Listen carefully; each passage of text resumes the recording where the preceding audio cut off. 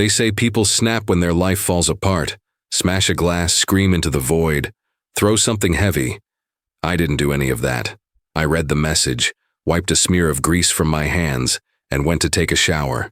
It came in at 3:07 a.m. Local time, Gulf Standard Time, middle of my night after a 14-hour shift. I was in the bunkhouse aboard an oil platform off the coast of the Persian Gulf. The kind of heat you don't forget, even at night. My shirt clung to my back, my eyes stung from the mix of sweat and diesel fumes, and my phone buzzed with a message that cut cleaner than any pipe I'd ever welded. I'm leaving you. Moving to Palm Springs with my 25-year-old babe. I'm taking all our money. Good luck. Attached was a screenshot. Our joint savings account showed a balance of $0.02. Just 2 cents. $142,000 gone. 18 years of marriage, erased with a kiss emoji. My name's Miles Harrington. I'm 52. I've worked oil since I was 25. 27 years of brutal shifts, black coffee, cracked hands, and paychecks that paid for everything back home. Krista, the house in Odessa. Our future. I didn't text back right away, not because I didn't know what to say, because I didn't want to say what I was thinking. After a minute, I typed, "Sure. Good luck." Then I turned my phone off and stepped into the shower stall. The water pressure was a joke, the kind of rinse you get from a leaky garden hose. But it was hot, and I stood under it longer than I should have, steam filling the cramped space as the night's message sank into my bones. I didn't cry, didn't rage, just stood there listening to the hum of the generator outside the wall. The bunkhouse only had 3 of us on that rotation. Jackson, my second, noticed something was off the next day when I skipped breakfast and went straight to systems check. He watched me during safety brief like I was a pressure valve ready to burst, but he didn't say anything. He knew better. You learn fast out here. Personal problems stay personal. You don't drag them into the job, especially not when you've got 16 men depending on you to keep the rig running. You don't get to fall apart when the wrong pressure seal could kill 5 guys in a second. After lunch, I checked my email from the ops trailer. Krista had already filed for divorce. Her lawyer claimed I'd abandoned the marriage by working overseas. They were demanding spousal support based on my income.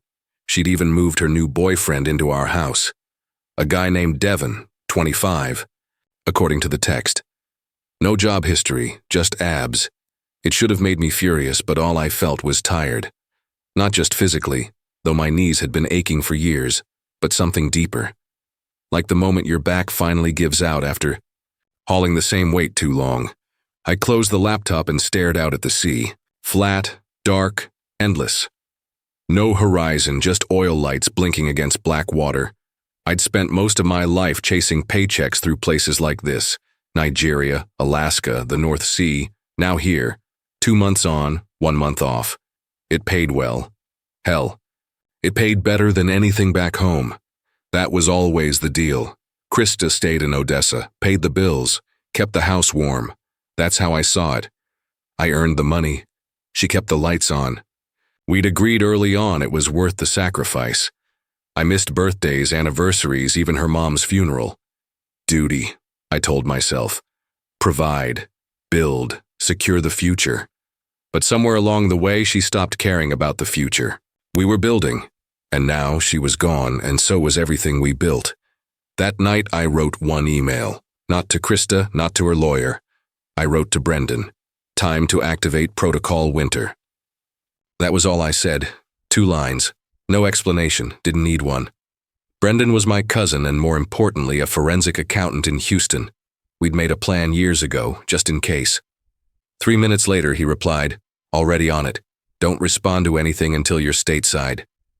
I sat back on my cot, the hum of machinery all around me, and stared at the ceiling. I wasn't broken. I wasn't even angry yet. But something in me had shifted, like a valve clicking shut. She thought she'd taken everything. She had no idea. Met Krista at a tackle shop in Odessa, 19 years ago. It was one of those hot spring afternoons where even the air conditioner groaned in protest. My buddy Steve owned the place. I was between rotations, helping him restock shelves and reorganize. Gear for the summer rush.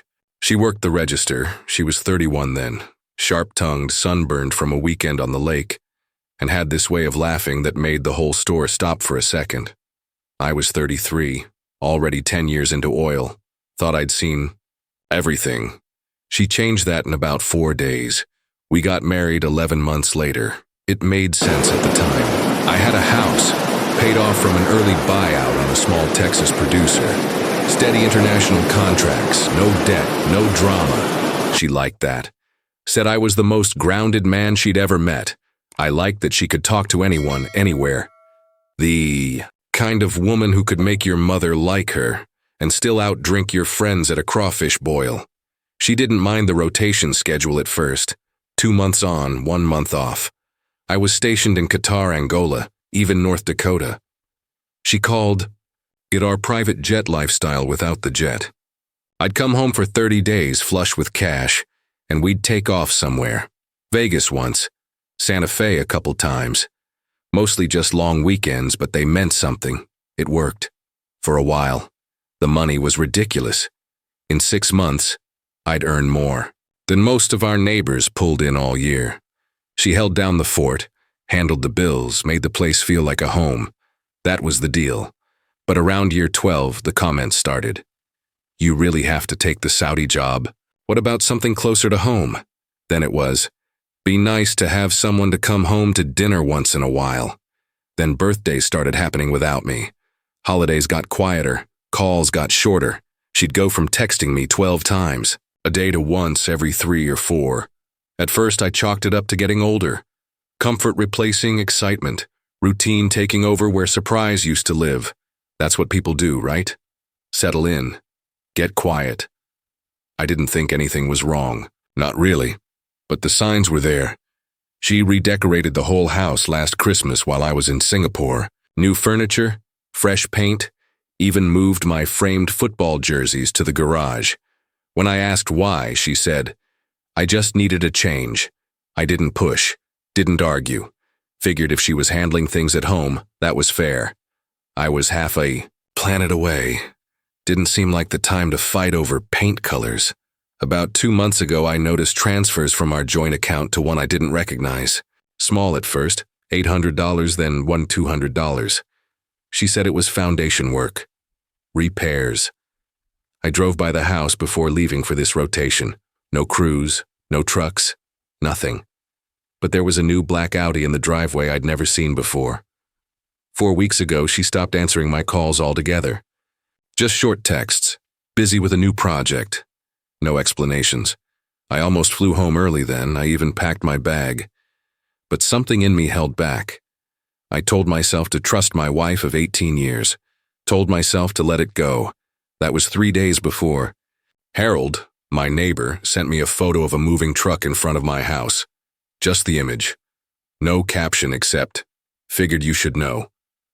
I didn't respond. I just stared at it. A truck in my driveway. My furniture. Sometimes silence tells you everything. She was leaving. Not thinking about leaving, not testing the waters. She was gone, and I was still here, 10,000 miles away, sweating on steel, doing the job I'd always done. I lay awake that night in my bunk, listening to the metal creak and the turbines grind, and realized something. I'd given up half my life for someone who was already building hers without me. But if she thought I was going to sit still while she walked away with everything, she had no idea who she married. I've handled emergencies on rigs with 6 seconds to react. Steam valves bursting, cranes locking mid-swing. You either freeze or you fix. That's what this felt like. Except instead of a blown pipe, it was my life hemorrhaging in slow motion, and I couldn't shut the valve. The morning after Harold's text, I checked my email during break. 2 new messages. One from Krista's attorney, and another auto-notification from the Texas court's filing system. She'd submitted the divorce paperwork, claimed emotional abandonment. Said I prioritized career over marriage. Never mind the mortgage she never had to worry about, or the medical bills I paid in full when her sister got sick. None of that counted, apparently. Just a line item in her new story. She wanted full spousal support based on excessive earnings, And this part hit harder than I expected. She'd already listed my house as her primary residence. Said her new emotional support partner was living there with her full-time. That would be Devon.25. No job history. No real education, just a six-pack and a good jawline. I'd built a life on steel, sweat, and risk. She'd traded it for abs and afternoon naps. I closed the tab. Didn't slam the laptop, didn't curse. Just sat there for a second, jaw clenched, so tight I thought I might crack a molar. Then I opened my private email, the one almost no one knew about. To Brendan's subject, protocol. Winter message. It's time. That was all I wrote. No venting, no details. He'd understand. Brendan Harrington is my cousin. Grew up 2 blocks over, played shortstop while I pitched in high school. Now, he's a forensic accountant in Houston, smart enough to make rich people richer. Loyal, enough to keep a paper trail so clean even the IRS would give it a standing ovation. We'd started Protocol Winter 8 years ago, right after a buddy of mine, Doug, lost everything in his divorce. His ex took the house, the pension, and half his savings. Doug ended up living in a fifth wheel behind his cousin's farm. Still sends me Christmas cards from a prepaid mailbox. That was my wake-up call. Brendan helped me set up a holding company, Winter Holdings, named after the creek on our grandfather's land and our grandmother's maiden name. On paper, it was a private asset management firm with an overseas investment arm. In reality, it was the vault. For 8 years, I'd quietly diverted 70% of my income into that company. Fully declared, legally clean, not hidden, just separate. It covered an investment cabin in Montana, a small plot in Arkansas with gas royalties, and a sizable savings portfolio. All mine. All pre-protected. The joint account, the one Krista drained, was just the surface. 3 minutes after I emailed him, Brendan replied, "Already on it, she's been busy." Attached were early findings. Transfer logs from the joint account showed small amounts, $2,000 here, $3,500 there, drifting into an account under her maiden name. It started 14 months ago. Picked up speed in the last 90 days. Total taken, $214,000. That was $72,000 more than what the joint account showed, meaning she'd pulled from multiple sources, slowly, strategically, like she was siphoning gas while I slept. She didn't just wake up and decide to leave. She'd been planning this for over a year. She moved fast after the last deposit, Brendan wrote. Also, check this. The next attachment made my stomach turn. A scanned document, a loan application from our bank, a $40,000 home equity. Line of credit. My signature at the bottom, except it wasn't mine. Forged, Brendan added. Sloppy, too. I've already flagged it with the bank. You'll need to verify in person when you're back. I rubbed my temple. Felt the heat of the room rising even though the AC hummed from the corner vent. Forgery, embezzlement, lying. To the court, all while sending me photos of the dog pretending like we were still a team. I thought about responding to her, asking why, demanding to know when she decided I was no longer enough. But what would that accomplish? This wasn't a mistake, this was extraction, like someone dismantling a ship and selling the parts while the captain's off duty. So I did the only thing that made sense. I went back to work. We had 16 guys on that platform. One of them had a newborn back home. Another was trying to get his GED. They didn't need me distracted. They needed me sharp. But under the surface, something was shifting. She thought I'd fall apart. Thought she'd taken the house, the savings, the peace, but she'd forgotten the one thing she couldn't steal. Me. 2 days later, the satellite phone rang during my off shift. Brendan, you sitting down? He asked. Just tell me. He didn't ease into it. That wasn't our style. She's been planning this for at least 14 months. The transfers started right after your deployment last year. All under her maiden name. All staggered to avoid suspicion. I already knew some of it, but hearing it out loud was different. Like watching a wreck on a monitor but still bracing for the impact. That's not all, Brendan continued. She changed the beneficiary on your life insurance 6 months ago. Took out a $40,000 home equity line of credit. Forged your signature on that one too. I didn't speak. Just let the silence sit.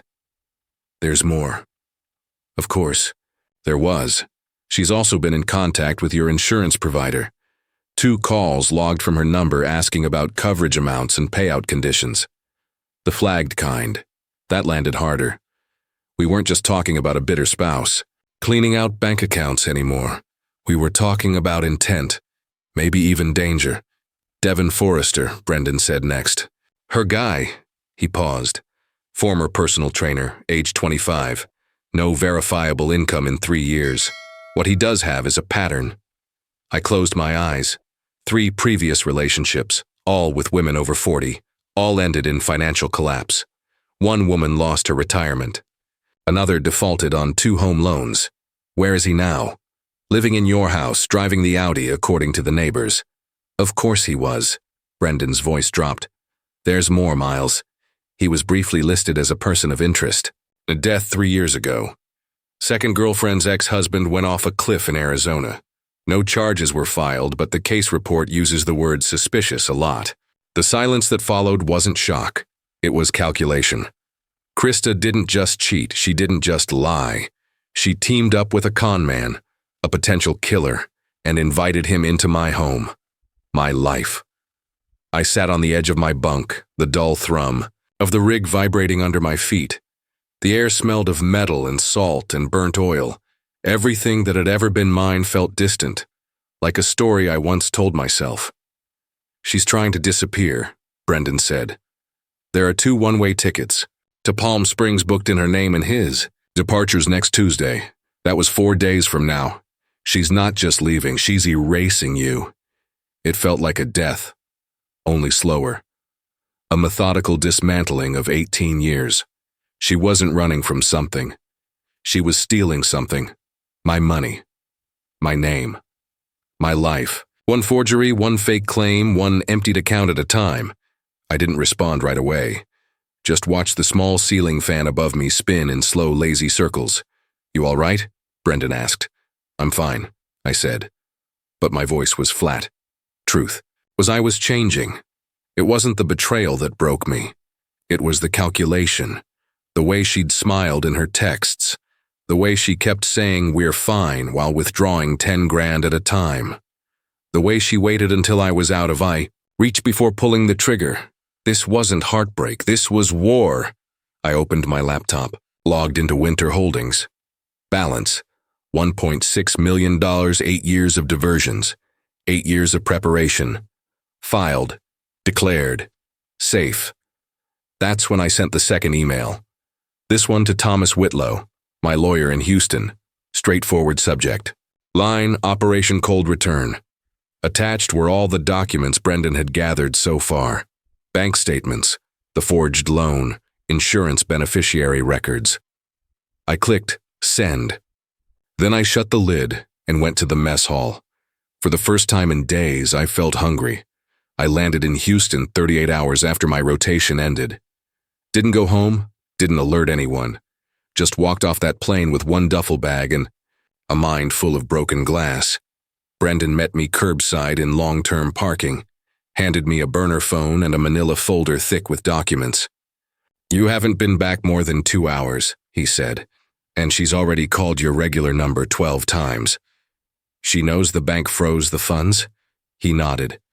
Standard fraud alert for high-volume transfers into personal accounts. They want in-person verification. She's panicking. Good, she doesn't know I'm back. Only me and Thomas know. We drove straight to Thomas's office. Houston traffic, sticky as always. The kind of humidity that coats your skin like guilt. I stayed quiet most of the ride. Inside, Thomas already had the lights on and the files stacked. Divorce filings, asset protection motions, a criminal complaint for the forged home equity loan. But that wasn't the big reveal. Brendan opened his laptop. She never changed the Apple ID after syncing her new phone last year. We have full cloud access. What's in there? I asked. Everything. He pulled up a text thread between Krista and someone saved simply as D. The messages were about me, about the house, about the money, about their new life in Palm Springs. They joked about me still sweating overseas while they planned their getaway. But one exchange stopped me cold. Krista. Bank froze the money. They need Miles to verify in person. What do we do? D. He's still on the rig. 10 more days. Tell him it's an emergency. Use his mom if you have to. He'll cave. Krista. He's not answering. D. Try harder. We need that. Money before closing next week, or we go to Plan B. Krista. I'm not comfortable with Plan B. D. It's just insurance money. He works a dangerous job for a reason. Accidents happen all the time. I stared at the screen, not moving, not blinking. It wasn't proof of murder, but it didn't need to be. Intent whispers loud enough when you know how to listen. Thomas's voice cut through the room. They were planning to either coerce you or make you disappear. And she used my login, I said flatly. To plot all this. Brendan nodded. She synced to your iCloud a year ago, never changed the password. All of this syncs daily. I leaned back in my chair. My hand was steady, but it didn't feel like my own. She knew I was isolated.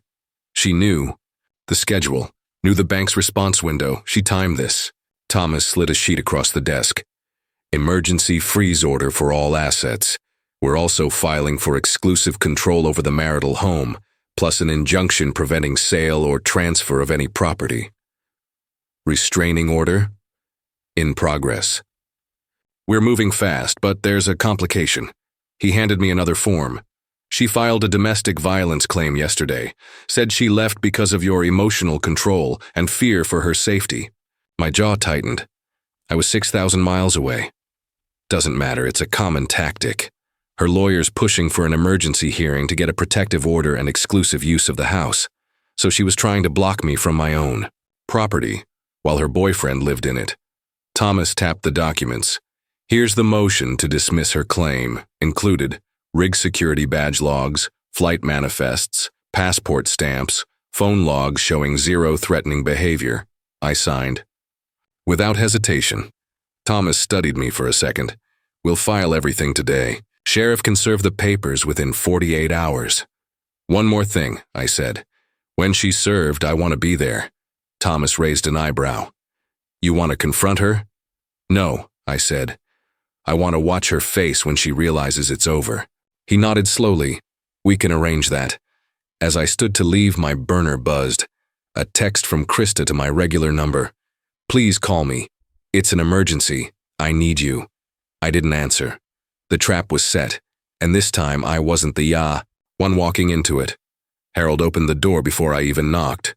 Retired petroleum engineer, 40 years in offshore platforms. We'd talked maybe 5 times over the years. Didn't matter. He looked me over and offered a silent handshake. She has no idea you're here, he said once the door shut behind me. Good. We moved into his front room. Window blinds cracked just enough to give us a clean sight line across. The street, my driveway, my house. Except it didn't feel like mine anymore. 2 moving trucks had already come and gone that afternoon. I'd watched them from a diner parking lot. Now it was just the 2 of them, Krista and Devon, moving smaller things into his car. Jewelry boxes, a few electronics, a box of crystal glassware. She's been busy, Harold said, sipping black coffee. Packing the good stuff, leaving the rest. Anyone else been by? Some woman with a clipboard, took pictures, looked like a realtor. Of course, I called Thomas. They're trying to sell the house. He didn't sound surprised. Listing went live yesterday.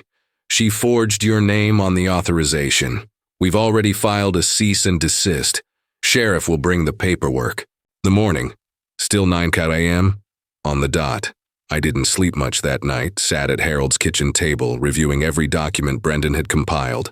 Bank logs, insurance changes, text backups. It wasn't just betrayal. It was strategy.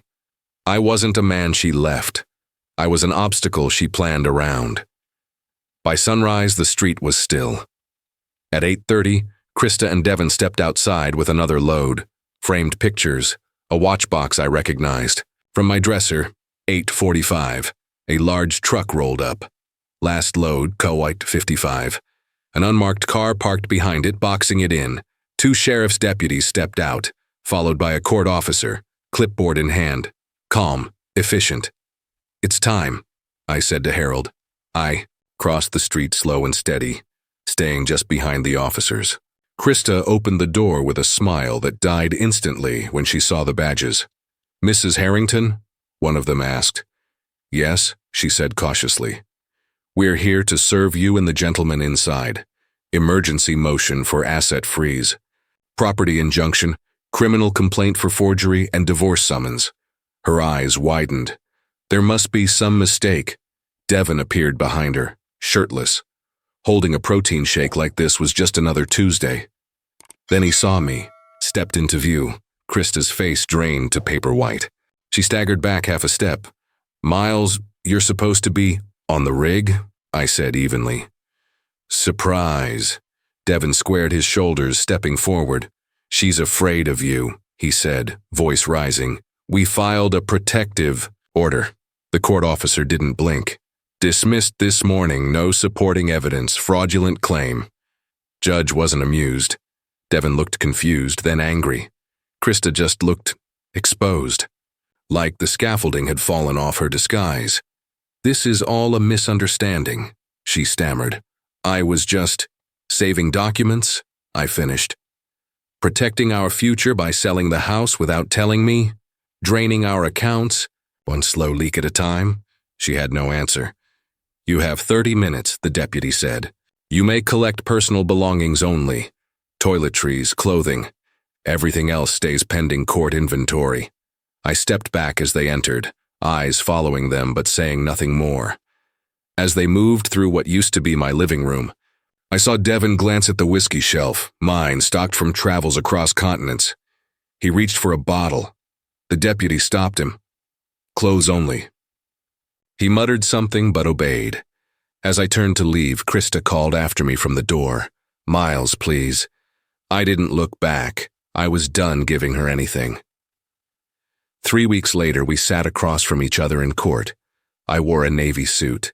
Krista wore beige and remorse. Her lawyer whispered in her ear like they were planning a dinner party, instead of explaining away a financial ambush. Devin wasn't there. No one expected him to be. He'd disappeared 2 days after being served. Took what was left of Krista's cash and the small jewelry stash she hadn't declared. Brendan had predicted it. "He always runs," he'd said. "That's his pattern."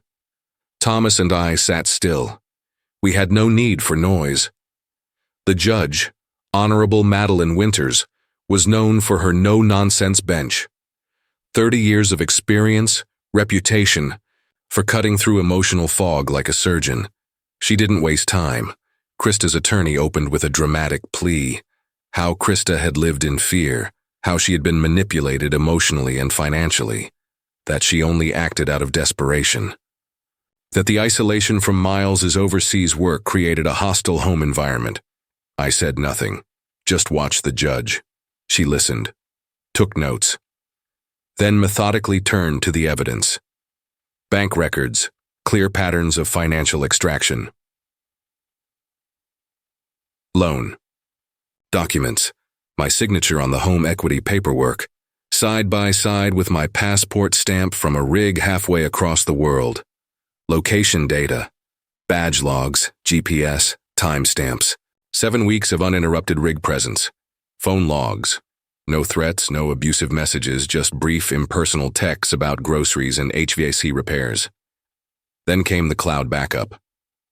The judge read aloud parts of the conversation between Krista and Devin, their gloating, their logistics, their plans for Palm Springs, and finally, the message, D.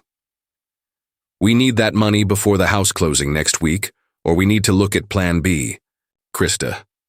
I'm not comfortable with Plan B. D. It's just insurance money. He works a dangerous job for a reason." Judge Winters stopped reading, looked directly at Krista. "Mrs. Harrington, are you aware of the penalties associated with conspiracy to commit insurance fraud or worse?" Krista's face flushed. Her lawyer leaned in so hard it looked like he was trying to absorb her into the chair. "It wasn't like that," she stammered. "Devin was joking. He has a dark sense of humor. I never—" "Save it for the criminal." "Proceedings," the judge interrupted. My lawyer didn't have to say a word. The rest of the hearing moved quickly. Winters ruled that all assets removed from our accounts would be returned to me, the house fully mine. Winter holdings, legally separate and untouched. Spousal support, denied. Forgery and conspiracy evidence, referred to the district attorney's office. Krista stared down at the table the entire time. She didn't even glance at me. As we stood to leave, she reached out, not physically, but emotionally. "Miles," she said quietly, "can we just talk?" I looked at her for exactly 1 second. "No." Then I walked out. Justice doesn't need a speech. 6 months later, I stood on the porch of a cabin buried deep in the woods outside Missoula, Montana. The air smelled like pine and clean soil, the kind of air that doesn't ask anything from you. The cabin had been mine for 5 years, purchased through Winter Holdings under the radar. I designed it as a retirement plan, a long-term investment. Turns out, it was also an escape hatch. Krista never knew it existed. She'd never seen the deed, never even asked about Montana. The world she tried to steal from me didn't include this place, and that was fitting, because this world doesn't include her. The forgery charges had been reduced in a plea deal. 5 years probation, mandatory. Financial counseling and restitution payments she'll likely never finish. Last I heard, she was living with her sister in Tulsa, working retail. No car, no credit. Devin had moved on, of course. Brendan tracked him to Scottsdale, Arizona, with a recently divorced doctor this time. Same pattern, different name. Eventually, that woman will wake up to the same broken bank accounts and missing valuables. Maybe she'll press charges. Maybe she'll make excuses. Either way, he'll vanish again. I thought once about warning her. But some lessons don't land until they're paid for. As for me, I walked away from oil for good. 27 years on platforms in deserts and oceans, from Nigeria to Newfoundland. I'd earned my peace. Between the royalties from a gas plot, in Arkansas, careful investments, and the funds salvaged from Winter Holdings, I was more than set. I didn't want more. I wanted less. Less noise, less explaining, less pretending to be fine when the world's on fire. Harold had helped clear out the house in Odessa after I sold it. Too many memories, too many ghosts. He boxed up the family heirlooms, my grandfather's tools, my mother's photo albums, the old compass my dad carried through Vietnam. Everything else got donated. Brendan sent me one last envelope. Inside, paperwork confirming the full dissolution of Winter Holdings. The company that protected my future no longer needed to exist. Its job was done. I poured a glass of bourbon and stepped out onto the porch swing I'd built that summer. No phone buzzes, no court dates, no cameras watching my every move. Just wind in the trees and the sound of a bird I didn't recognize. For the first time in decades, no one expected anything from me. No crew waiting for orders, no wife pretending to miss me, no lawyers managing disasters behind the scenes, just me. A phone call came in earlier. Some Canadian oil firm looking for consultants. Said they needed someone to train the next generation. Big money, minimal travel. "You've got the kind of expertise we can't buy," the man said. I told him I'd think about it, and I will, but not tonight. Tonight is just for me.